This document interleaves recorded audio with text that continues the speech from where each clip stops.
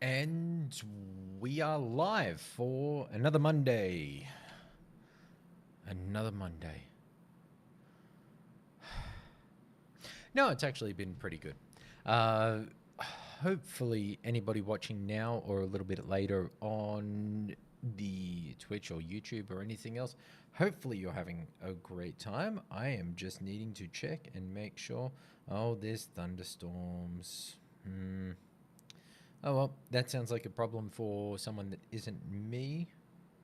And I am just making sure that everything is still going together. It seems to be there. Can I hear my own annoying voice? Yes, I can still hear my own annoying voice in my own ears, and everyone else can. Fantastic. I'm sure that I'm not going to go to hell for that. Rightio. So it's actually been a pretty reasonably chill sort of week, I hope, for everyone out there. um, it's just been busy work-wise, so I could go into all of that, but you know what? Work is work. And in continuing to kind of work through the backlog, actually jumped into Far Cry New Dawn. So later when I start playing it, I'll start talking about some of the things that I've found in it, and potentially, well, if there's anybody here to actually talk on it, that will be kind of an interesting thing. But a lot of interesting things just in general news. People may know about the PlayStation Network outage and everything else like that. Hey, hey, Brent, how you doing, man? The PlayStation Network outage, a lot of people were seeing how that was kind of pushing along. People going, well, how can it be? The network is back, yes. A few people in Discord were being like, why wouldn't Sony say that something's wrong? Why not, admit that there's an issue or anything else like that? Here's the thing, in case you want to know how these sorts of things happen. When it comes to the security industry in general, for Discords, the Xbox Era Discord and the Xbox 2 Discord, I think, are the ones a few people asked me about. Why wouldn't Sony admit and go, hey, the network's down, we're fixing issues and everything else? There's a certain thing about when you're dealing with external breaches and attacks on a network system, which is that if you've got a DDoS attacking, so if you say to people, we are having a DDoS attack, which is currently affecting these systems, what you are then telling the people who are doing that attack is that they should change from a push to a pull.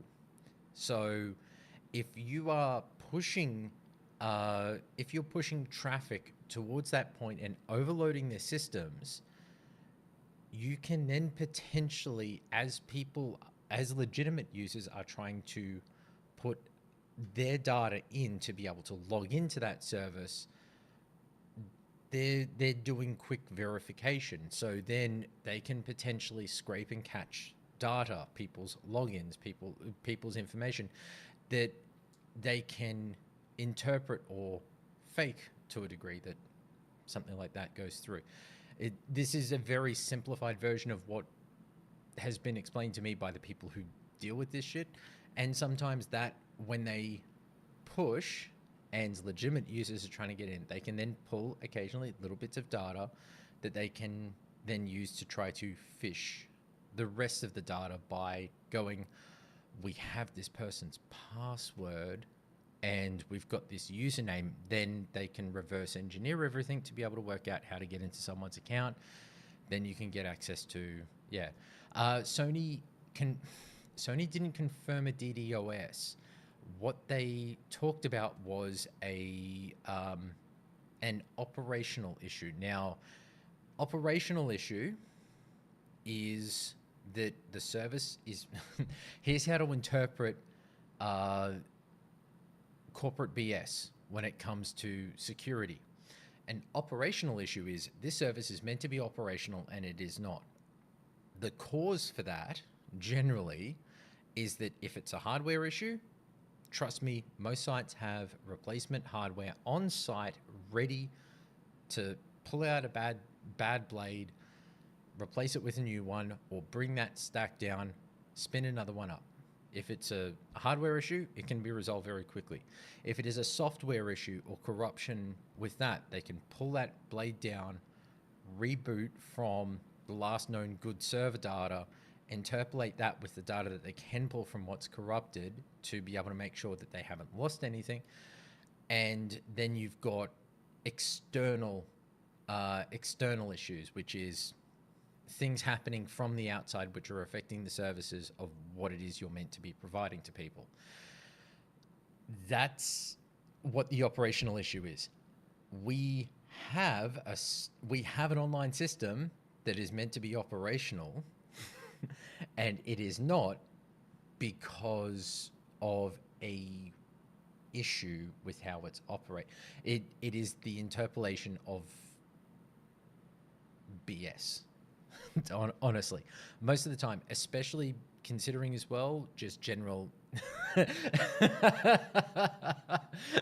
I would fucking love it if Yoshida-san actually did take it down. He's just like, you know what?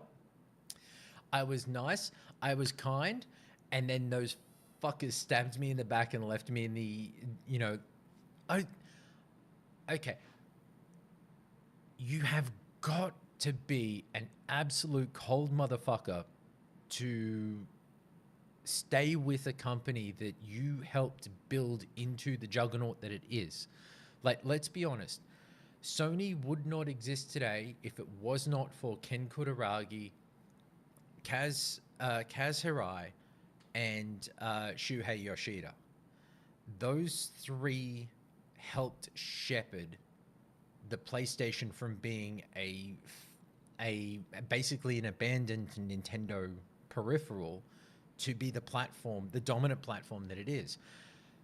But to have the westernization of Sony, a very keenly Japanese company, have the westernization come in and have, look, no disrespect to Jim Ryan, I am sure that he is and was a fantastic marketer and salesman.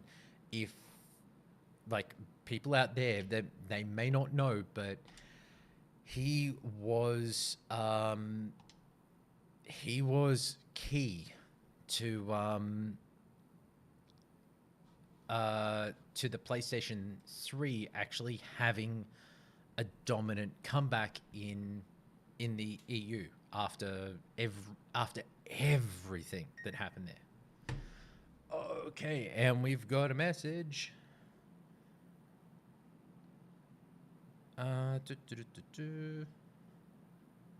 Okay.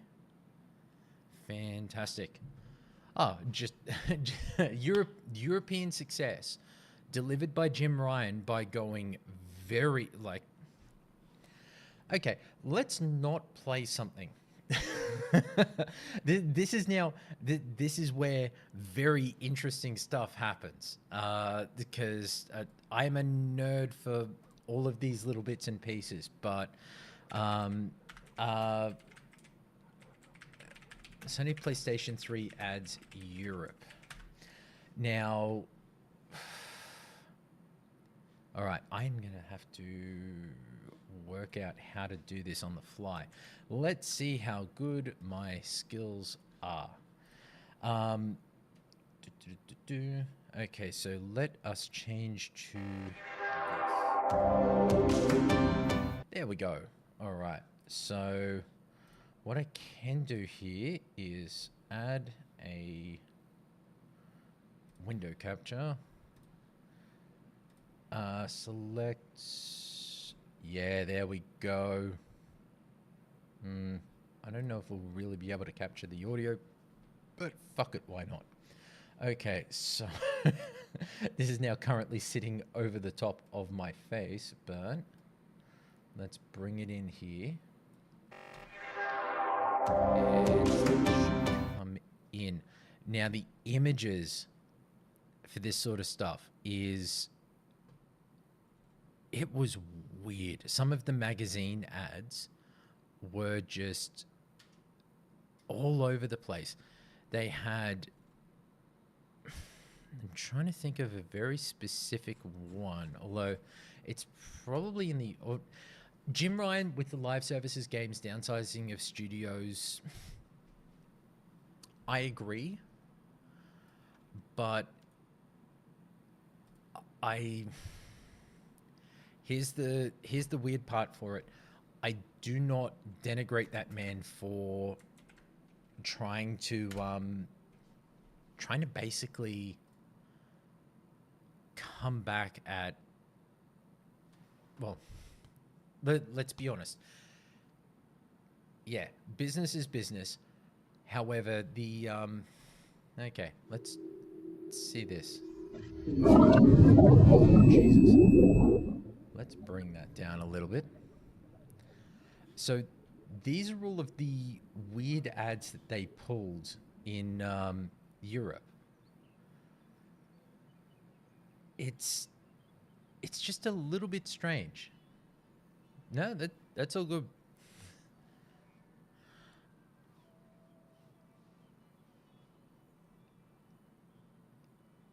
The biggest thing for so much of Sony's European commercials was about the idea of bringing the idea of Sony being this platform that it was always that it was the place to play. See, here we go. Games you play and the movies you watch, react or don't. It wasn't so long ago that entertainment consoles couldn't provide interaction generated in real time. They were pre-programmed and predictable, like a punchpad.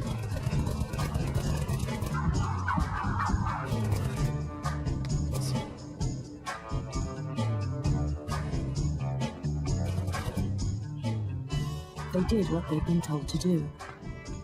Every movement, every attack, planned in advance. The really interesting element is that they changed the way that people were looking at consoles in general. That for everybody out there, like if you really consider, go back to 2011. 2011 was before we knew about the Xbox One and the PlayStation 4 and the Wii U to a degree. So you're looking at a world where Sony's platform, I believe, well, switch this off and I will see off screen. I believe it was...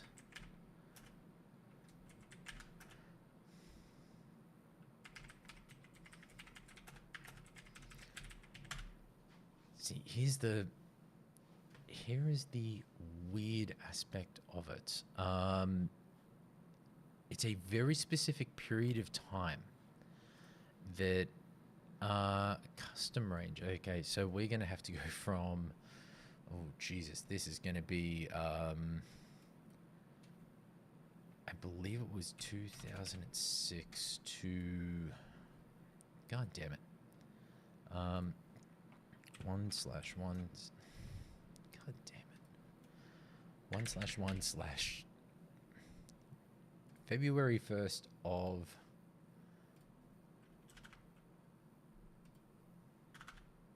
It does not really like me doing this.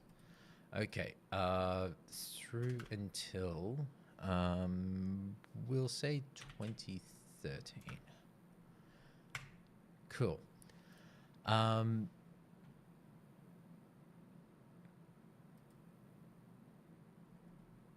Yeah, there's Okay, that might have just been a little bit too late. Let's bring this back. I'm sure it must have been around 2008.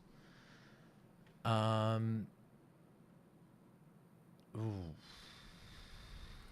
Jesus. It is reminding me very quickly how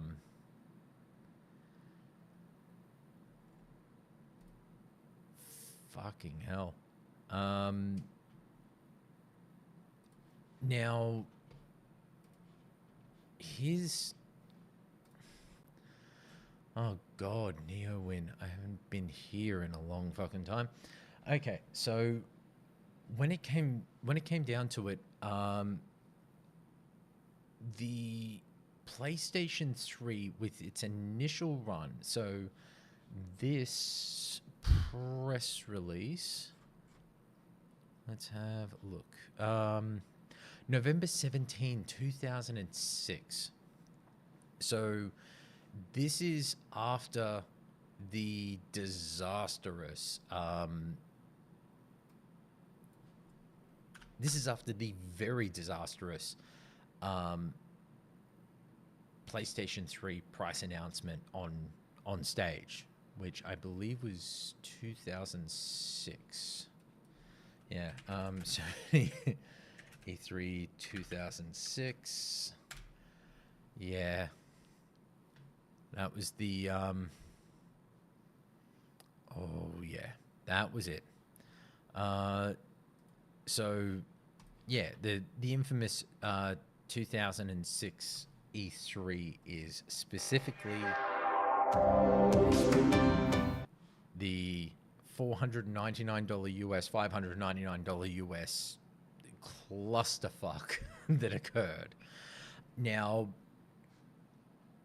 in everything for Sony's building of their current platform, there's a lot of revisionist history that tends to happen, and I like to speak back against it because I think it's better to be honest about what Sony have generally done and where I think their own kind of failings and issues have come up in the past, which is when now trying to think how I can say this without getting anybody in trouble. Chatting with somebody over the weekend, we were talking back and forth on particular things, like certain things that we've been told by people in the know, relative to kind of industries and people that we associate with. In a interesting turn of events, they had told me that from somebody they know, there were issues with the way the Xbox launched in Australia for a period of time. Now, for anyone who isn't Australian, who, let's have a look here. Well, there's only a few people here, so majority more than likely is Australian, because I know Bryn's here, and he's definitely Australian, so he would remember it. But when you actually think about Xbox, so Xbox original, the OG, it launched in America, I think it was November 19th. Yep, November 19th in 2001. It launched in Australia in March of 2002. Now, it was obviously because console pricing, production overseas, that, like, as many people have spoken about, even for the even with the great documentary that Xbox released, I believe it was actually done by Microsoft Studios, by their actual team. They talked about the massive cost of the console. Now, unfortunately, Australia got screwed in it, that the console came out, but in one advantage that occurred is that Halo came out with the Xbox when it launched into America and Europe. I believe it launched in Japan a little bit later as well, and then it launched in Australia. Well, let's find out. I endeavor to find these Xbox console launch. Wikipedia. All right, here we go. Okay, so the original Xbox launched November 15th of 2001 in North America. It launched in Japan in February 22 of 2002, and then in the PAL regions, March 14th of 2002. So it wasn't just us; it was also the UK. If Turtles or James Weissel or anybody else is out there and listening to this later, like, hey, it seems we all suffered together. Ooh, damn. Somebody had sent me or had posted to a Discord earlier a photo of an RTX 5090 FE with a molten 12 volt high power rail cable. And that sucks. I was asking whether it was actually dead, and yeah, it's confirmed. It's fucking dead. So I feel for that person and their post on Reddit. But here's one aspect that actually worked in their favor when you consider against the PlayStation 2. So the PlayStation 2, when you consider it, its launch, so it was okay. In the US, it was $299. In the UK, it was £299. It was €479.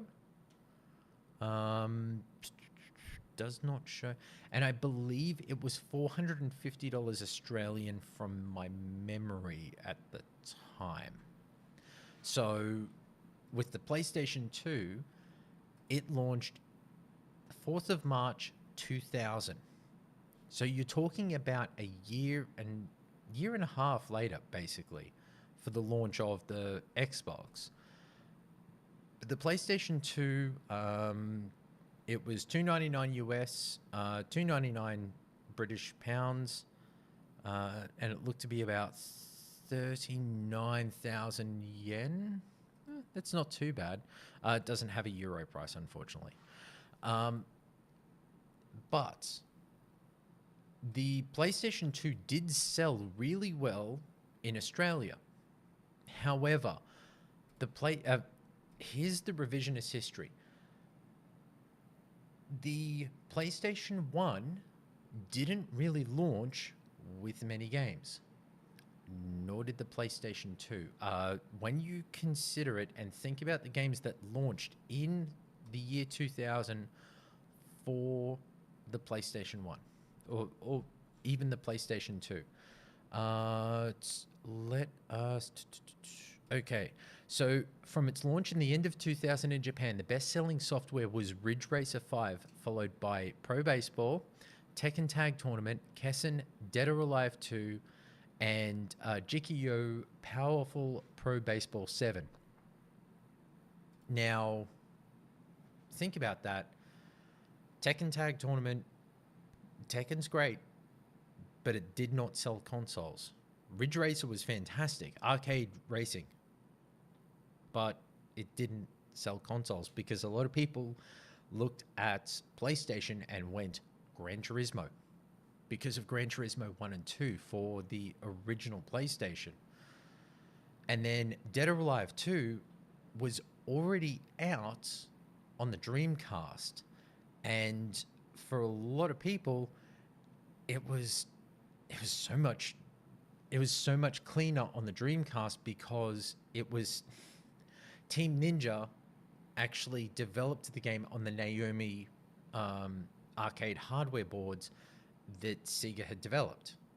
And the Dreamcast was actually built off that arcade board hardware to a degree. It used the same Power VR chipset, used the same, I believe it was the 128 RASCs. Yes, I believe so. Now, with everything that happened from there, the 2001 holiday season was, they'd managed to get Grand Theft Auto and Metal Gear 2 and locked it in. But those games got delayed. There was issues with trying to deliver games for the platform over a period of time. In Australia, now here's the fun part for it. This is what I found out, which kind of blew my mind. I know that Sony's consoles stopped selling as much in Australia when the Xbox came out, because for Australians, we would remember it, there was a fantastic advert.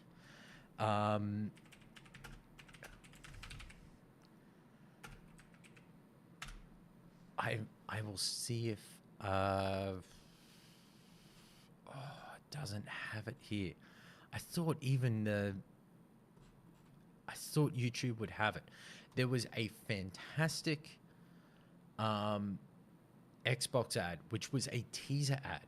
For the first time, they were, instead of putting out, oh, here's the new console, here's the new this, here's the new that, it was the, like everybody knows, the kind of green X breaking out of the black background that they use in a sense for the boot up animation. They had that, but it was the sound of like cracking concrete, showing the green X, and just this little whisper off mic just going, Xbox is coming. And nothing else. Now, this was kind of working in a sense, because at that period of time, people were like, what the fuck is an Xbox? And then we started seeing adverts. We had posters, we had movie trailers, we had this, we had that. And in a very interesting element, which you can no longer do because it's no longer worthwhile to anybody out there, we had print advertising. There was actually an official Australian Xbox magazine. And it had its own interviews, its own chats with developers, its own content, but it came from the American writers, but they would also bring in Australian writers and Australian editors to make this content and put it out into a print magazine, you know, because still for some reason, and still to this day, Australia is a great place for print magazines to exist in a very strange manner. So into this story, Xbox managed to outsell the PlayStation 2 for a period of quite a few months here in Australia. I ended up reaching out to somebody and finding out that there was approximately 2 or 3 months where the console is launched, and in 2001 or 2002, so from March 2002, I think they said it was roughly around launch, and for a period of 2 to 3 months after that, there was a period of time where the Xbox was outselling the PlayStation 2 at a phenomenal rate, where PlayStation 2s were still selling, but the Xbox was really getting a zeitgeist behind it. And it was because, obviously, Halo, and people working out that you can play Halo on LAN with your mates, which I will admit I did a shitload of. There is actually a period of time that I can specifically recall. I believe it probably would have been July to January of 2002 into 2003 that I spent nearly every weekend lugging around a little, I believe it was a 40 a 41-inch CRT TV with a small little network switch that I bought for about $40 and 4 lengths of Cat5 cable at 25 meters long each. And I would just find out from people, it would just be this massive game of telephones using text messages. So text messages on a Nokia 5110. So this is making me feel really fucking old. Yes, making me feel very fucking old. And finding out from people, oh my God, like these people are getting together and we are going to have a big LAN party at this place. Bring your console, bring 4 controllers. Crow's got the network adapter. We'd all go out there, and I didn't drive. I didn't have a car. Also didn't have a license. So people would know someone has to go pick up Crow because he's got the network gear, and then would go out, do all of this, and play. Now, here's the interesting thing. I can't say how this person knows or in what way that they know, but they explained to me that there was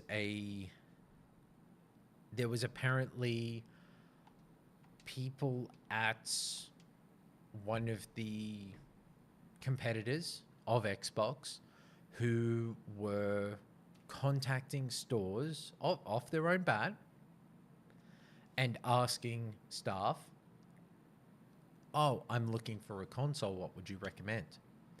Now, the staff, not having any major direction from anyone, being told you should push this product or that product, they would push what people were talking to them about, which I always think is your job is to serve the customer and what they want, not to serve the people who make the products that you're selling, because if they make a good product, it will sell itself. You shouldn't need that final stage, that final push coming from staff who are being paid minimum wage to basically sell your products that you make nice margins on all the time. They're not getting a crack of it.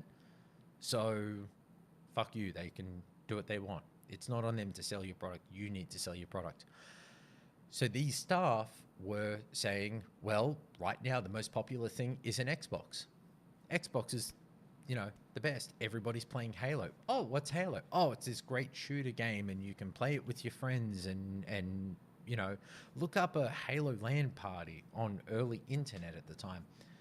So the zeitgeist created from that, and the fact that Microsoft were seeing that Australia was a very good market, so they put in additional marketing dollars into the Australian market. I know that from people who worked for the Xbox side of Microsoft in Australia. I doubt any of them are watching, but if you are, cheers. And hearing about all of those then leads into what I found out, which was the competition, ringing and finding out and hearing the staff for these stores saying, hey, oh, you want a console? Xbox is really popular right now. Like, that's what everybody's playing. So this company then cracks the shits, from what I've heard. They crack the shits and then threaten to pull stock of their products off shelves unless something was done about it. I don't know if that is... Like, I trust the person who told me. They are, they are on their level, and I trust what they've told me. But it does kind of make you think there is a particular element about how there is a very interesting manner at which certain aspects of how people talk about video games, how video games are spoken about, how they are represented, how people have a moving target on what matters to them. So, to go back to an original point here, the PlayStation 1 launched with not the greatest run, not games that you would say were classics, but they were great representations of early 3D games. Even games like Pandemonium, which were 3D but a 2D platformer. Actually, Qualified Wombats, my partner, will always speak on Pandemonium, like the hot chick and the jester. So the early runs of consoles tend not to have the games that kind of set a generation, but Sony has always managed to sell really well at the start of the generation based on delivery. Now, that delivery always happens later in a generation. So if you consider the PlayStation 2, the games that everybody always talks about were games like Resistance and Killzone, Ratchet and Clank, Jak and Daxter, Silent Hill games. Even though Silent Hill 1 was a PlayStation 1 game, Silent Hill 2, I will admit, great game. Haven't played the remake. Don't plan to, because I already played the game fucking ages ago. Metal Gear Solid 2, 3, and 4 was the PlayStation 3. But 2 and 3, which are 2 is generally considered the worst and 3 is considered the best. Take that as you will. I'm not going to argue with anybody on those. And then you've got the God of War series and a lot of the IP, Twisted Metal, going from PlayStation 1 to PlayStation 2, it helped push this idea. But a lot of those games came towards the end of the generation. Like God of War 2, I believe, came out right towards the end of the PlayStation 2 life cycle. And then God of War 3 came out, I think it was 2008. Let's do some more investigative Googling on that, because I'd hate to be wrong. God of War 3. 2010. Jesus Christ. I actually thought it was a sequel to 2007's God of War 2, which, yes, if I look here, yes, it is a PlayStation 2 game. And director, Cory Barlog and David Jaffe. It was 2007's PlayStation Game of the Year. Now, remember, the PlayStation 3 had come out, but they were still supporting and putting the game out because it was that big. But so many of these games come towards the end of a life cycle that when you then look at the PlayStation 3 launch was, I think, anemic is a kind word to say. Disastrous is another. But those things became better over time. And it always becomes better because they're able to kind of bring in, everybody kind of thinks of the gaming industry as those that are on top and set the standard and everything else. Everyone's always going to stand behind and support. But every generation you will see the ebbs and flows. And it's not in a sense of this group has more customers or this group has more consoles sold, so thereby more customers, thereby they should be the people that we support, because it doesn't really translate in that way. I will admit a lot of people do talk about it in that manner, and that is their thought, their realm. That's fantastic. But if you then go, okay, PlayStation 4. The PlayStation 4 and Xbox One were neck and neck for the first couple of months.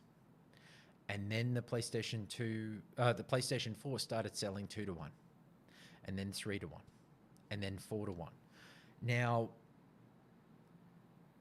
in reality, those numbers, the 3-1 and 4-1, didn't come until later in the generation, because a lot of people forget Uncharted 3, I think it was. Uncharted 3 was PlayStation 4? Yes, A Thief's End. Because then, yeah, Uncharted 4 was later, and that was Naughty Dog after The Last of Us, which was the end of the PlayStation 3. So the PlayStation 4's kind of opening salvo wasn't that strong compared to Xbox. Hence why for those first couple of months, it was kind of like, kicking along, because people had Rise, they had Dark Dreams Don't Die, or D4. They had a whole bunch of Xbox games that people were kind of pushing forward, but the PlayStation hadn't actually managed to get many people on board, not because they hadn't made a good console or they hadn't priced the console really aggressively and made sure that it was set. Now, a industry rumor, I don't know, I've never heard it from somebody's mouth directly, but it has been implied very strongly that the PlayStation 4 was going to launch with the PlayStation Eye camera on the console, not on the console, but with the console. So when you bought a PlayStation 4, it would have the PlayStation Eye there with it. And that you could buy the Move controllers and do all amazing stuff like that, but it never actuated, because they went, oh my God, we could absolutely screw Xbox by coming in $100 cheaper by getting rid of the fucking camera. And there's word that PlayStation were working on a DRM system. However, I've never heard that from somebody's mouth directly. And until such point, I call bullshit on it. Because also Sony they don't like to upset the apple cart to a degree. Because notice the last time that they upset the apple cart, back with the PlayStation 3, when they went, we set the standard. Next generation, like Ken Kutaragi's famous line, next generation doesn't start until we say it does. That was the kind of origins of what people refer to as the arrogant Sony. I tend to agree, because Sony were very forthright. They made good products. They stood behind their products. They were always front-facing in how they presented they had a particular ideal for what their platform was going to be and what it was going to do for you, the customer. The PlayStation 2 being one of the cheapest DVD players that you could get in the market when DVDs were still very new.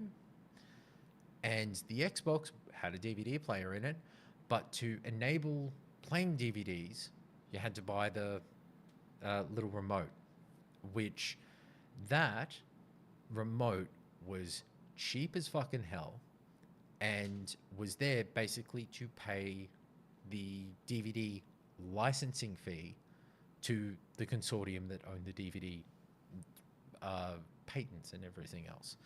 Very much in the same way that right now with consoles that have a disk drive, so for an Xbox Series X with a disk drive or a PlayStation 5 or anything else, you have to pay a licensing fee not only for the drive but the technology in and of itself to the Blu-ray consortium, which I believe is Sony and a few other groups. I think Toshiba were originally part of it, but I don't know if they are any longer. I think they may have sold out their part to get another patent in their name specifically, because there was a little bit of back and forth on that. So, going to where all of this is, where we are right now for oh, sorry, soda water. I do have a can of energy drink here, yes, but soda water, being good. So when it comes to how everything is today in gaming, I always wonder and ask, Jim Ryan managed to help PlayStation bring success to the PlayStation 3 by selling what was seen as the unsellable, which is an incredibly expensive console to a market who already had Xboxes and PCs. So it was about the quality of the experience and making a more mature platform, but not mature in the sense of the content, but about the maturity of your position in life. They used particular aspects. I think I might have. I'm going to continue searching for it while I'm talking, because there's a particular ad that I'm thinking of. 3 print ads. Europe.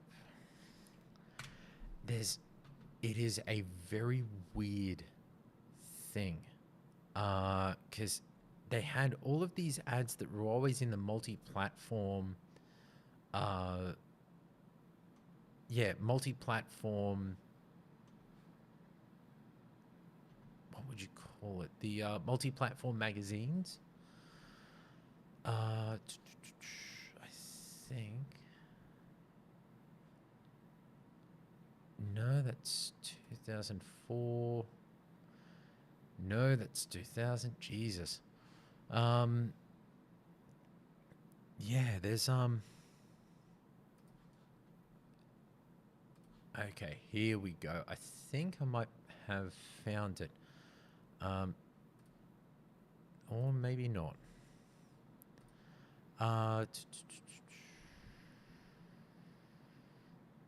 Oh no, okay. That is a completely different issue.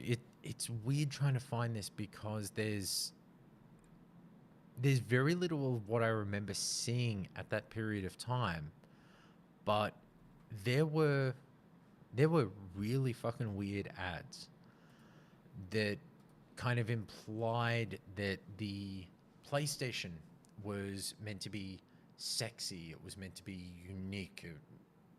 Kind of push people to the, this is the brand for the sophisticated gentleman. As a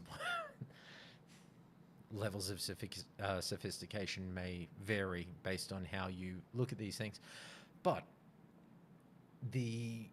it was like these weird hairy men versions of the square, circle, triangle, and cross that had like human skin and chest hair and everything else.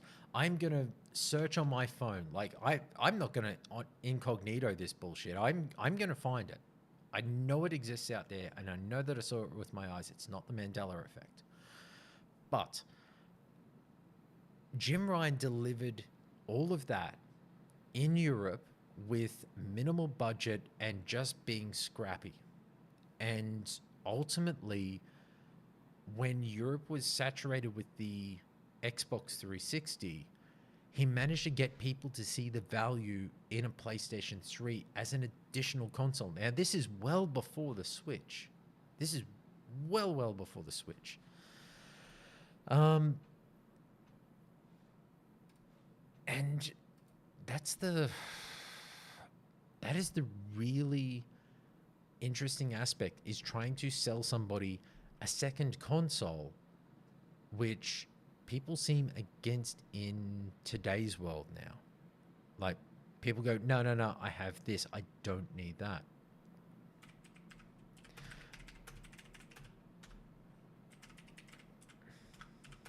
Sorry.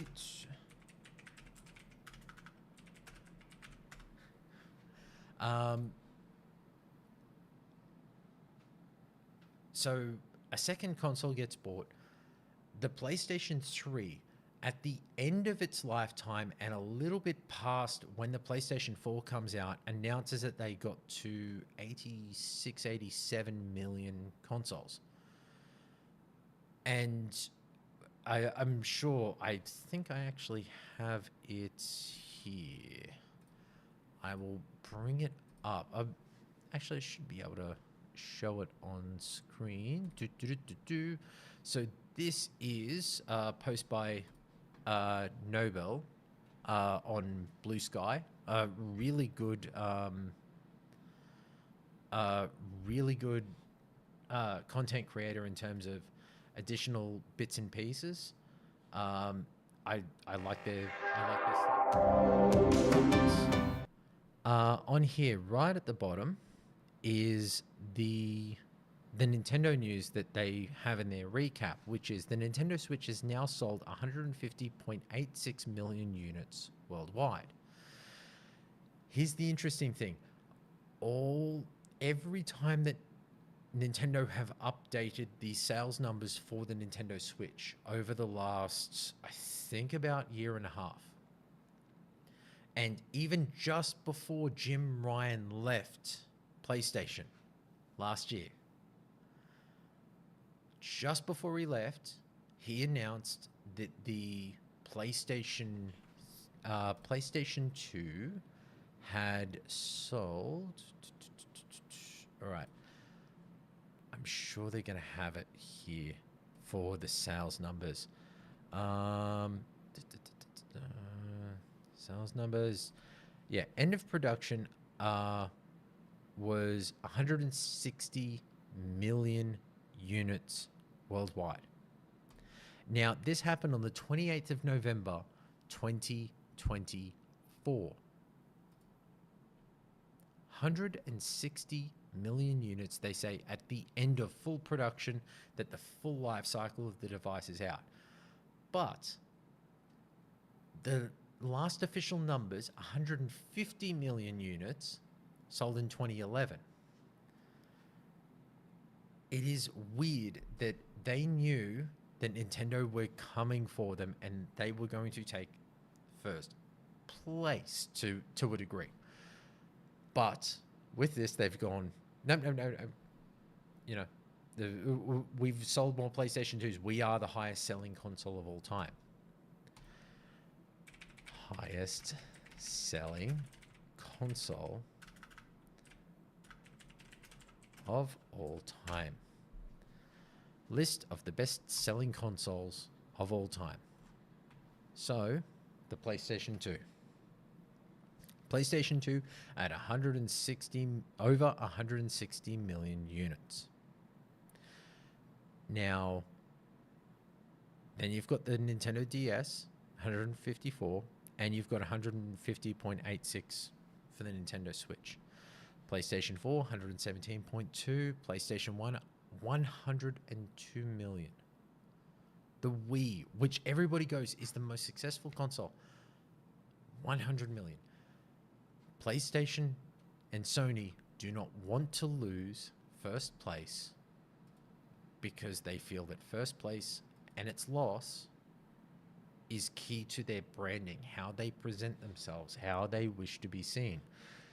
And that is what I refer to as the arrogant Sony. The arrogant Sony, unfortunately, is one of those things that kind of drives people away a little bit. But it's a weird thing.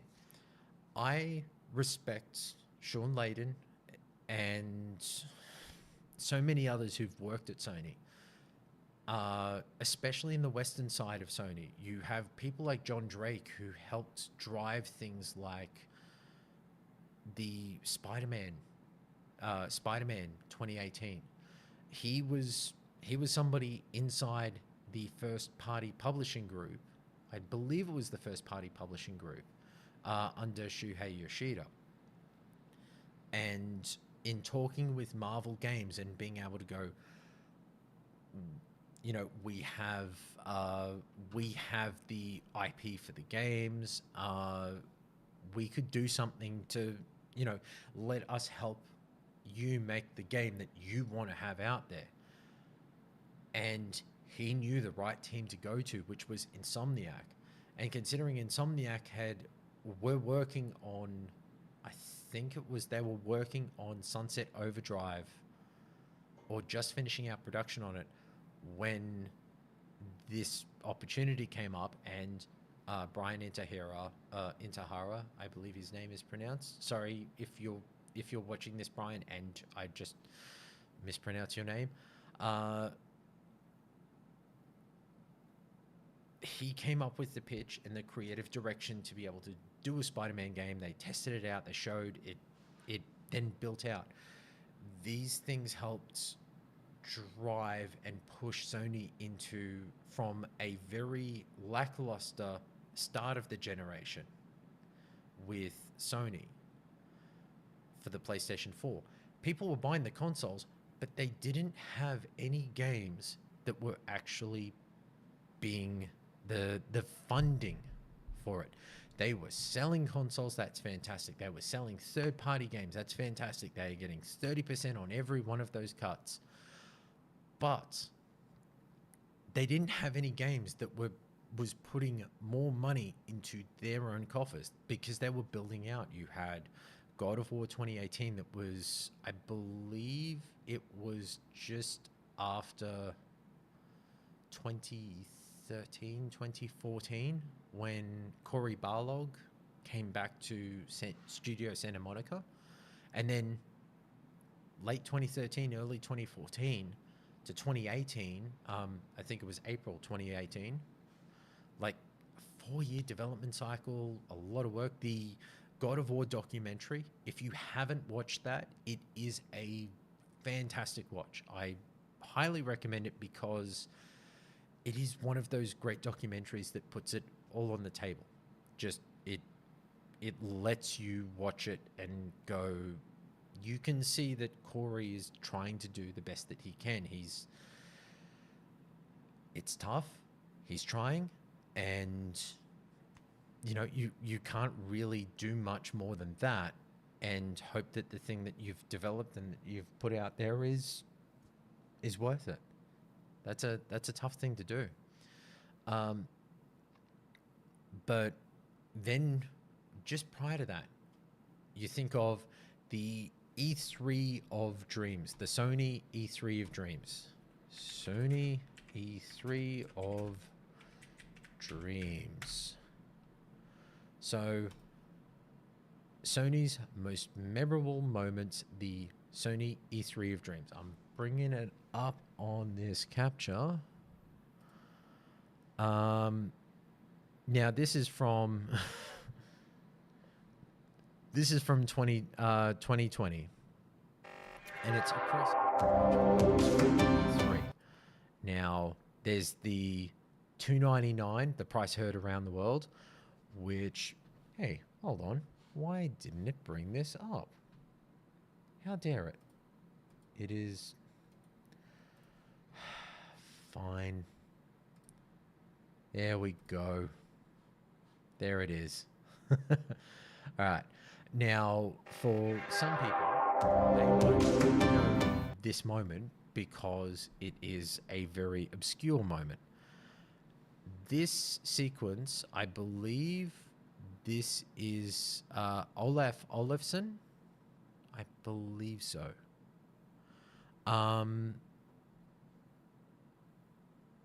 Prior to this, Sega had announced the Sega Saturn at $399, and it was just nuts. Like, there was barely anything to it, and they were being told the console's hitting the shelves immediately. Like, they had no build-in time, they had no lead-ins, they had nothing.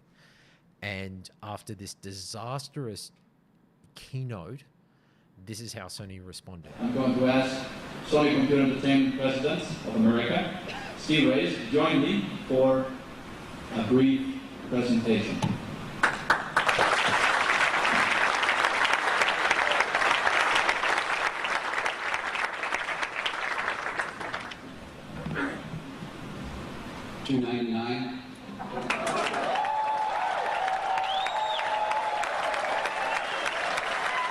let's be honest, that is classy as fuck.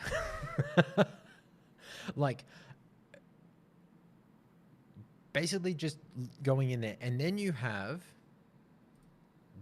the worst one. And the 60 gigabyte PlayStation 3 for $599 US dollars, $659 Canadian. PlayStation 3 will be available in Europe and Australasia on November 17th, 2006. We will sell the 20 gigabyte PlayStation 3 for 499 euros and the 60 gigabyte PlayStation 3 for 599 euros, including VAT. We will be ramping up production to meet the already unprecedented demand for PlayStation 3. The interesting part to all of that, when you consider it years later, is that I remember hearing that and being like, $5.99, Jesus fucking Christ, that is rough. It wasn't $5.99 in Australia. It was $799. Now, $799 in 2008 was an obscene amount of money. With inflation, $799 Australian will buy you a PlayStation. Actually, no, it won't buy you a PlayStation 5 anymore because they're now $850. $799 will buy you an Xbox Series X, just the 1 terabyte standard model. It would buy you a Nintendo Switch and a couple of games. But that's the thing. Actually, I will say how you... Okay, the Sony E3 2015. So here it is. Unfortunately, it looks like this video is age restricted and only available on YouTube. Cool, let's bring it up. This looks absolutely great. Classic. I'm not going to watch an hour and 49 minutes.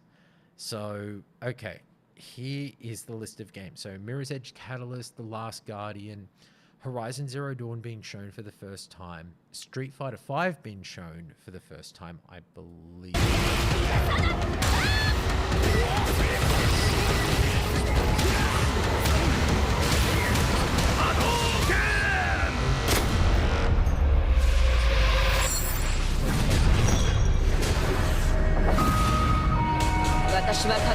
That sounds about right. So all of that, Media Molecules Dreams being shown for the first time, I believe. Firewatch being shown for the first time.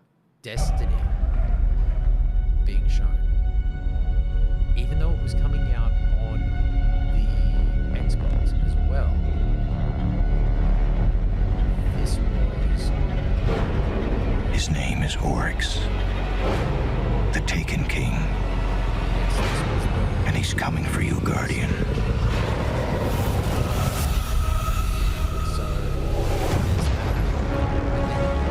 Can you blame him? Of everything else that's shown.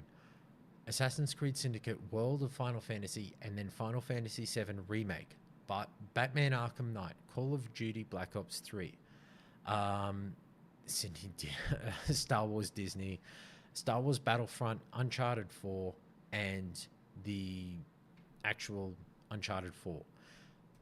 See, here's the thing. I look at that and go, The Last Guardian didn't come out until 2018, 2019? When did The Last Guardian? Jesus. Okay.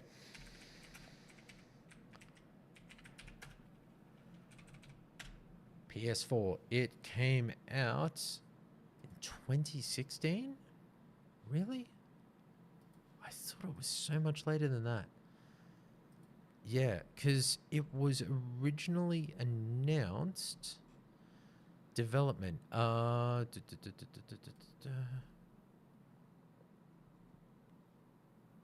Jesus. I still remember it was right after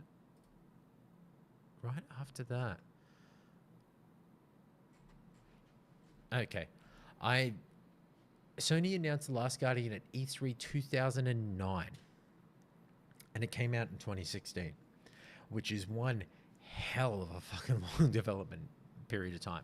But kind of getting back to the original point, you look at the layout for it, for the E3 of Dreams.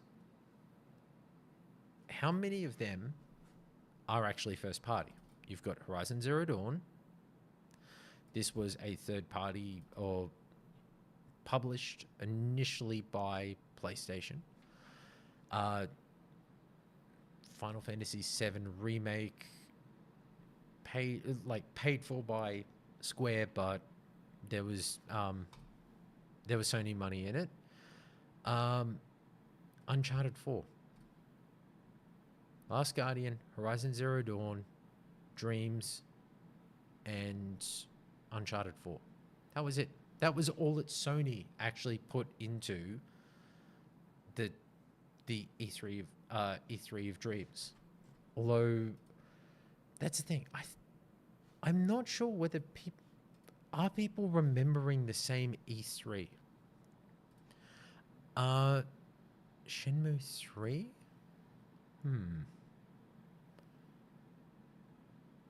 Yeah. Okay. I think that this person's missing a whole bunch of stuff about it. But regardless of that. So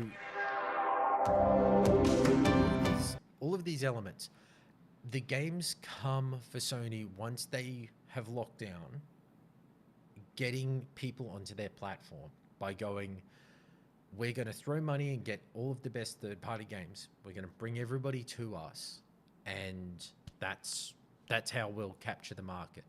It will be the exclusives. Everything is exclusive to us.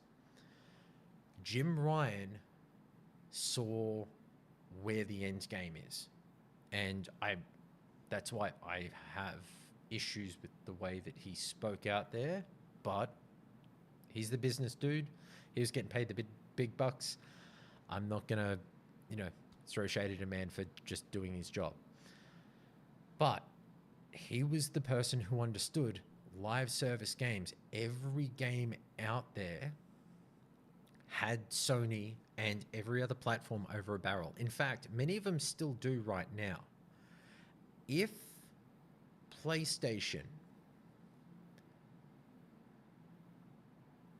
say Epic. Now, Tim Sweeney's not this sort of person, but who knows? If Tim Sweeney and Epic decided to go to Microsoft and Sony and Nintendo and went, we want 85% of all microtransactions. Not 70%, we want 85% of all microtransactions. You get 15%, we get 85%. And the platforms go, fuck off. Because obviously they're making 30%. They provide the platform, they create and handle all of the financial transactions for the sale of microtransactions and everything else. But say that happened, and Sony is the biggest platform, go, like, we know that like 40 million players for Fortnite and Rocket League and everything else play on our platform nightly. Go fuck yourself. Like, you want to lose all of them? Sure. You want to lose all of those people? Sure.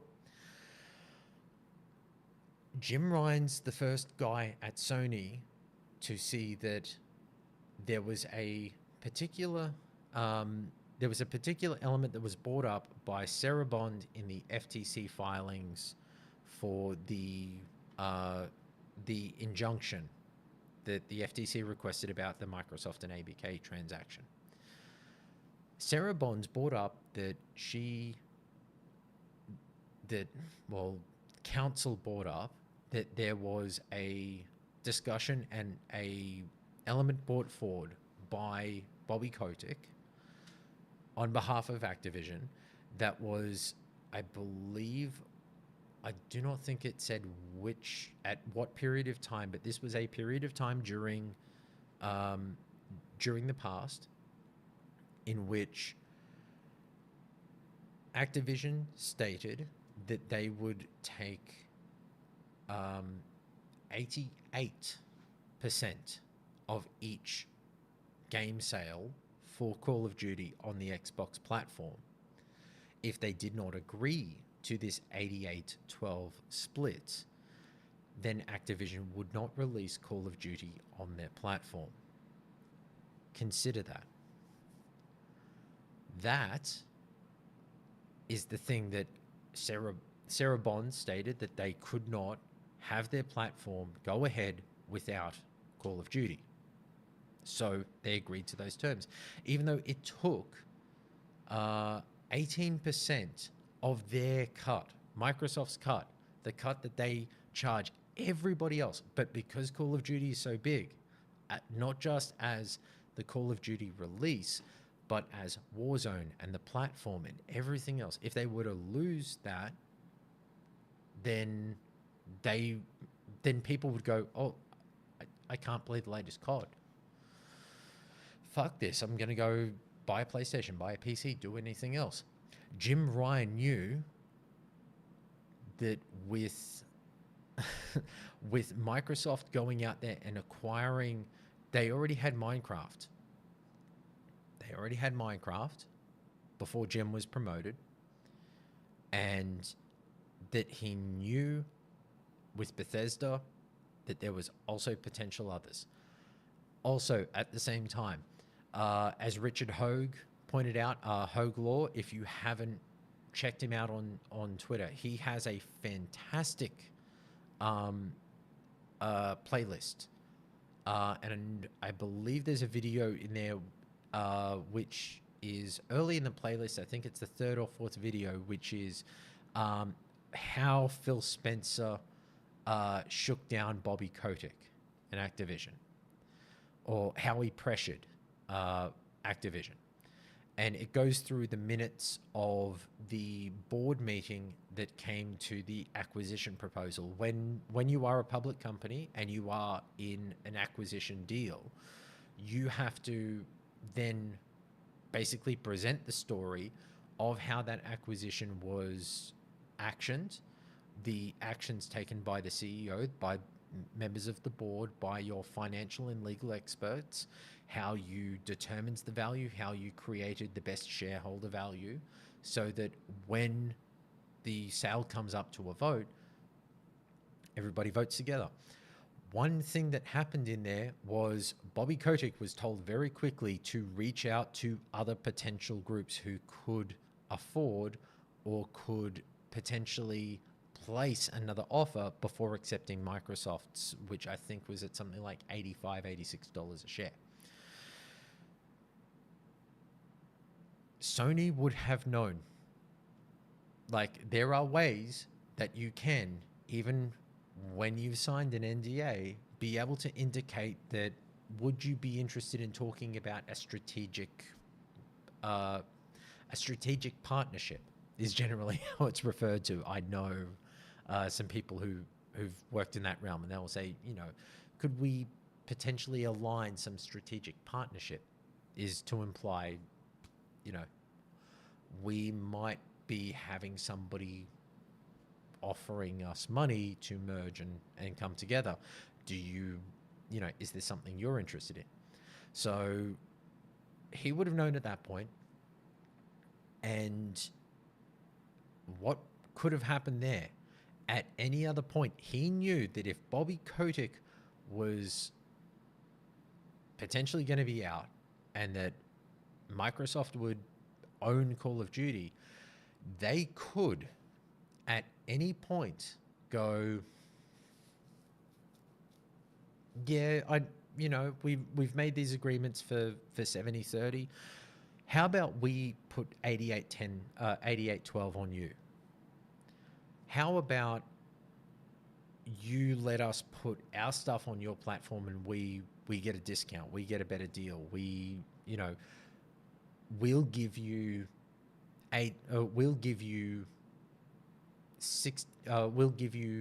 45% of each game sale, but we get 100% of all microtransactions. Those sorts of things can then change how their entire business works. He knew what was happening there. And the live service games push is trying to hedge your bets. Now, it's a smart move to do, trying to hedge your bets and make sure that you are at least set for some kind of future, because even one game, live service game, can be enough to kind of keep you in the running. It's not about making the Fortnite bucks. That would be great. But what you need to do is, everybody looks at live service games as being about getting the Fortnite dollars, the Fortnite skin dollars. That isn't really what you want. You want people engaged. If you can make a game that has people log in, maybe not every day, but every couple of days, a couple of times a week, if they're associated with a platform like an Xbox or a PlayStation, or that they can exist on all of those platforms, every time somebody logs into it on their device, it then drives them to be able to see, oh, hey, the store's there. Oh, hey, there's another game that's coming. Oh, hey, and it drives the engagement. All you need is for people to be able to see that there are things that they may want, they may desire. And as soon as they see those things, they can then potentially go, oh, yep, that looks great. I'm gonna grab that. Jim Ryan was smart, but to push and take on Bungie with the idea of using one company with, hey, let's say it, Bungie have runs on the board, but to take them on and say that they are then going to drive the live service efforts across Sony, you're not going to succeed by chasing everybody else down a path that they are further along. You're not gonna win from coming from last place or furthest back to try and overtake them by doing what's been done before. You have to do things different. You have to provide a completely different experience. Actually, that might be something. Wednesday, let's just open up a game of Helldivers 2. That's a great live service game from Sony. Well, actually from Arrowhead, but, you know, it's all paid for by Sony. And yeah, fuck it. Let's do that. Although it is now heading towards just past the 8:30 p.m. mark here. So I'm going to call it there. It just ended up kind of going off from Sony's Sony's server issues, and then jumping into a whole run on the history of Sony and some of what I see are their failings. But it's actually been a pretty chill and relaxed sort of Monday, so that's all in good. I hope everybody is having a good time. Thank you very much to Bryn for dropping in and helping drive the discussion along. And yeah, I will see. I'm going to try and see if I can wrangle a few people that I know, and we'll try for some Helldivers, or we might just continue on the backlog. We'll also talk about Far Cry New Dawn at some point, because I've been playing that, and there's some interesting things about that I think are worth a discussion. Not on the Ubisoft model, but actually about some of these games that could do better without having two titles split off. So like Far Cry 5 and Far Cry New Dawn, or Far Cry 4 and Far Cry Primal. Far Cry Primal is great, but there's always this splitting off that happens, and yeah, we'll jump into it a little bit further down the line. Okay, so that's it. Thank you very much to everybody. Hope you have a great week ahead, and I'll be back on Wednesday for more of the bullshit that I get up to. Catch up.